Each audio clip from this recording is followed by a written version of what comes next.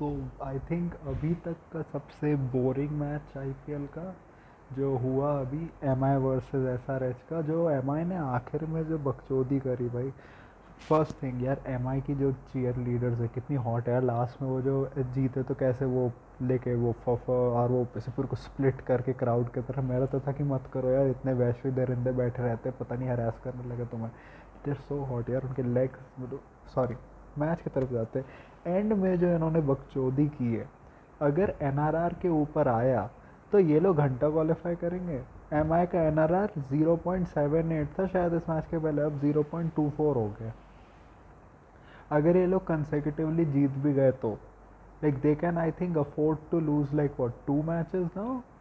2 match ये लोग हार सकते हैं, 1 मैच हार सकते हैं, उससे ज़्यादा नहीं हार सकते। और नेट रन रेट का हुआ तो ये लोग नहीं क्वालिफाई करने वाले। हार्दिक आराम से सिंगल ले सकता था, बेकार का ग्लोरी शॉट में गया, आउट हो गया। सेम नमन धीर भाई क्या ही करने की कोशिश कर रहा था, डेफ्ट सिंगल लेने की कोशिश कर रहा था, उसमें भी कोई यॉर्कर करके आउट हो गया। ईशान मलिंगा भाई विकेट लेके तो ऐसे हो रहा है पता नहीं मैच जीत गए एसआरएच वाले। लेकिन एंड में भाई मैं तो कहूँगा इसकी भी बहुत बड़ी थी ईशान मलिंगा की बॉलिंग, जिसने आई थिंक रिकल्टन को रन्स दे दिए थे जब वो आउट नहीं हुआ था जीशान अंसारी से।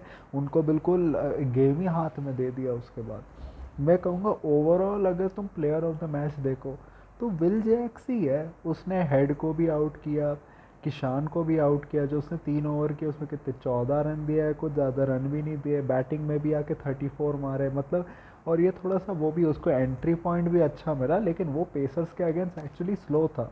रिकल्टन था जो देख रहे थे कि हर ओवर में हर बॉलर पे चांस ले रहा था एटलीस्ट। दो कि रिकल्टन के आखिर में नंबर्स देखोगे तो इतने अच्छे नहीं लगेंगे, लेकिन वो एक्चुअल बंदा था जो चांस ले रहा था। वो एक्चुअली बंदा है जो कंसिस्टेंट रहा है एम आई के लिए टॉप 3 में। उसने भी कोई वर्ल्ड को लिट नहीं किया on the fire, but this is I think it's first IPL season. और उसमें मतलब जब रहा रोहित की फॉर्म नहीं है, विल जैक्स ने अब जाके थोड़ा बहुत अच्छे किए। वो भी विल जैक्स को मैच ख़त्म करना चाहिए था, जब तुम इतने पास आ गए हो it's your job to finish the match. लेकिन ओवरऑल ही परफॉर्म वेल। मैं ये कहूँगा जीशान का पहला ओवर अच्छा था, लेकिन उसके बाद जैसे वो नॉट आउट हुआ हाइंड्रिक की गलती से। हाइंड्रिक क्लासन भी क्या कर रहा है भाई। उसने इतने सारे पैसे लिए, लिटरली पैट कमिंस ने कहा कि भाई मैं अपनी सैलरी काट लूँगा लेकिन हाइंड्रिक को लेने दो। उसने इतने पैसे लिए, साला कोई कुछ नहीं कर रहा टूर्नामेंट में। नो बॉल भी करवा दी जिसकी वजह से शायद मोमेंटम चेंज हो सकता था। उसमें भी कुछ 50 समथिंग ही रन्स थे, मे भी कुछ हो सकता था दूसरा, यू नेवर नो। तो वो भी हो गया। फिर उसके बाद भाई बंदा जब भी लगता है कि बंदा अब आके अब एक्सेलरेट करेगा सीधा आउट हो जाता है। उसने दीपक चार को क्या पेला। दीपक चार के पहले 2 ओवर कितने अच्छे थे, कितने कैचेस ड्रॉप हुए यार। एम आई ने कितने कैच ड्रॉप किए, कितने हाफ चांसेस भी हुए अभिषेक और ट्रेविस के, और दोनों में से कोई लंबा नहीं खेल पाया। मैं तो कहूँगा मैं ज़्यादा ब्लेम तो अभिषेक को करूँगा, क्योंकि अभिषेक ऐसा लग रहा था जब वो कैचेस ड्रॉप हो गए उसके बाद एक्चुअली 40 पे पहुँच गए। इट वॉज हिज जॉब की लंबा खेले इतने चांसेस मिलने के बाद भी। And you're in form also, तुमने पिछले मैच में कितने 140 समथिंग मारे हैं।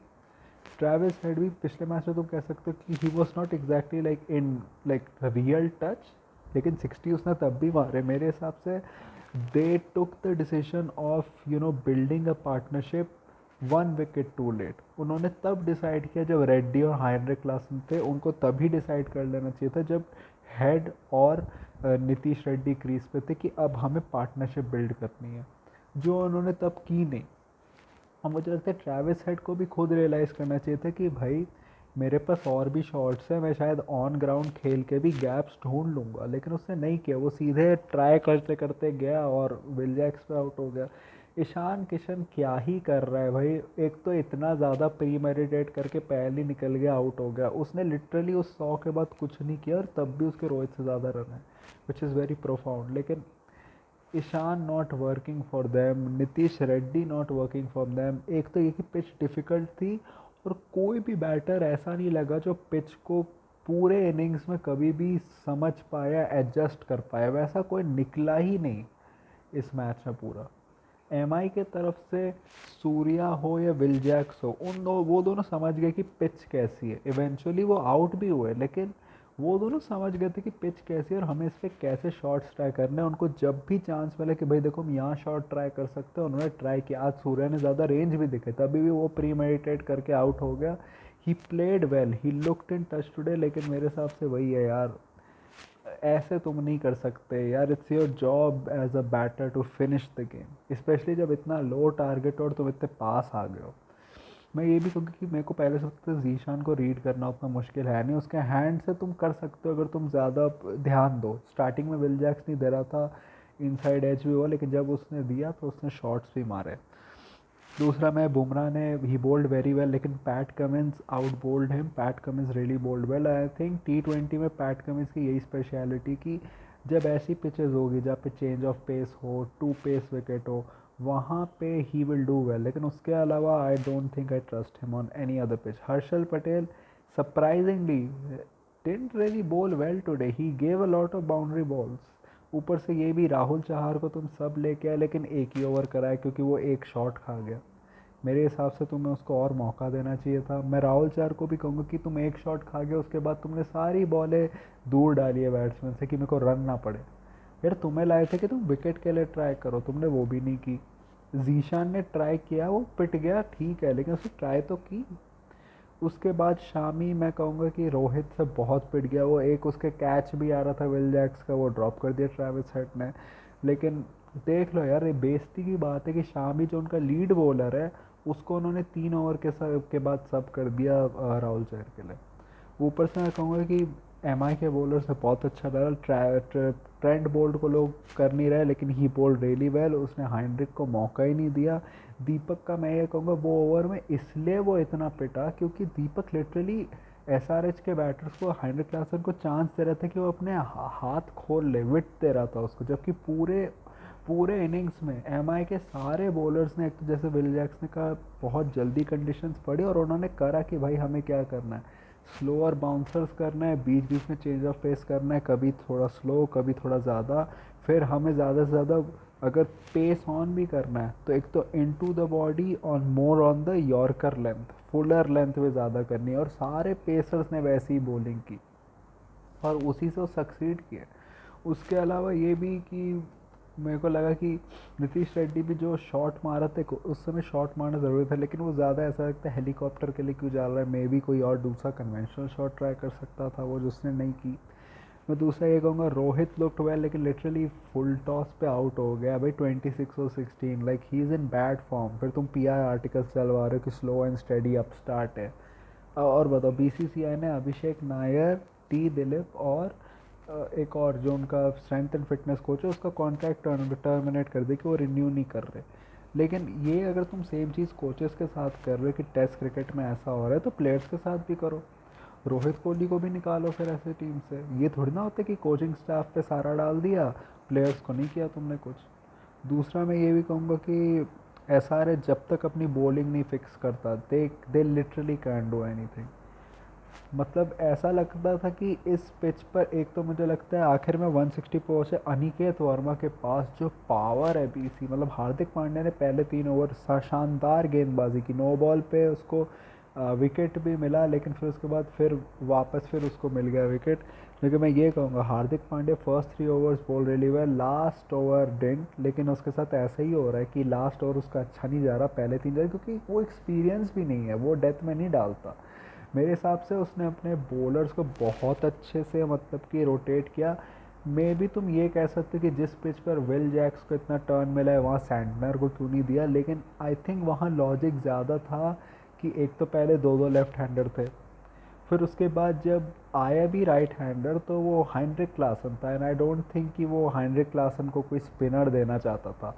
आई थिंक उसका था कि इसको पेस पर ही रखो और हमारे बॉलर्स को प्लान पता है क्या करना है तो ठीक रहेगा।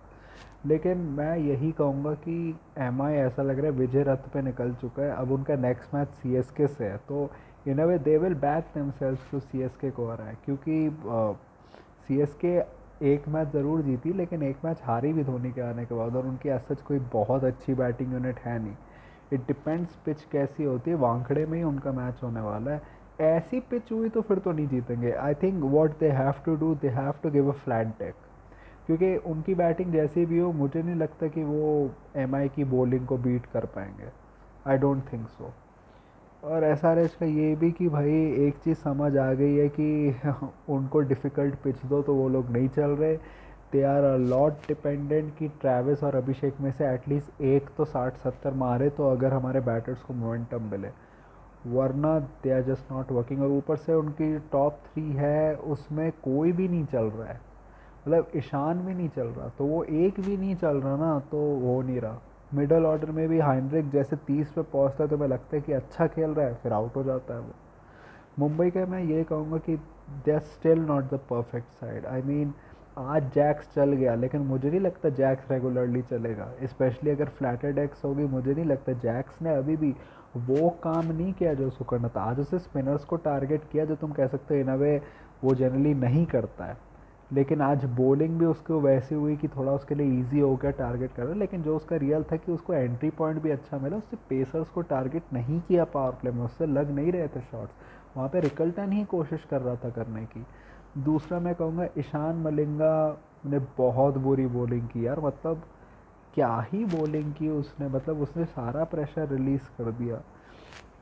यहाँ से बस एक ही चीज़ कर सकते कि अपनी बॉलिंग ठीक करो, फील्डिंग में भी थोड़ा सा जान लाओ। भाई आज लग रहा था थोड़ी जान है, लेकिन बीच में कैचेस ड्रॉप करना वो ठीक नहीं था। ऊपर से मैं एम आई का यही कहूँगा कि they are still not the perfect team, but लेकिन they are managing. I think Wankhede has help them a lot, क्योंकि वो जितने मैचेस अभी जीते 3 मैचेस उसमें से 2 वानखड़े नहीं जीते, वो एक कोलकाता से और एक वो लोग जीते उससे अभी आज एस आर एच से। तो मेरे हिसाब से वानखड़े उनके लिए हमेशा काम आए, और आज भी आगे भी उनको काम आएगा। So I think most likely Mumbai, I will back Mumbai against C S K. और एस आर एच का मैं यही कहूँगा कि भाई लॉट ऑफ प्रॉब्लम, स्पेशली ये कि बैटिंग तो ठीक है, चलो तुम कह सकते हो कि मे बी शायद अगले सीज़न चल जाए, लेकिन बॉलिंग जब तक फिक्स नहीं होगी, अगर ऑन पार भी पिच हुई, जैसे एक ट्विटर यूज़र ने भी कहा, उनको पार से भी 20 रन ज़्यादा करने पड़ेंगे कि थोड़ा सा चांस भी हो मैच जीतने के लिए। मेरे हिसाब से अगर 20 रन ज़्यादा होते एस आर एच के, तो they had a chance of taking this match to the end. अभी भी 19th ओवर तक तो ले गए क्योंकि उनसे एक रन नहीं बन रहा था। मेरे को लगता है अगर 20 रन और होते 180 कैसे, अगर हेड थोड़ा देर और रह जाता, अगर थोड़ी सी सेंस दिखाता, मैच सेंस तो करता। Travis head was looking so out of form today, ऐसा मैंने उसको पिछले 1-2 साल से नहीं देखा। आउट ऑफ सॉर्ट्स लग रहा था, ऐसा नहीं लग रहा था कि एक इनिंग उसकी बुरी गई, ऐसा लग रहा था कि वो मैं 2017 मतलब पहले का ट्रेविस हेड देख रहा हूँ मतलब। सो यही था मेरा रिव्यू और ये मैच था।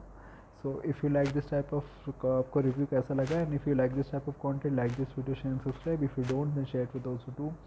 My social media accounts links, which are my Twitter/X account link and my Instagram account link, is in the description, so go follow me on that. My UPI ID link, which is chefboy@OKICI, is in the description, so go donate any amount of money which you can, which can help me make YouTube a permanent career option. So that was it for me for today. So thank you, goodbye, alvida.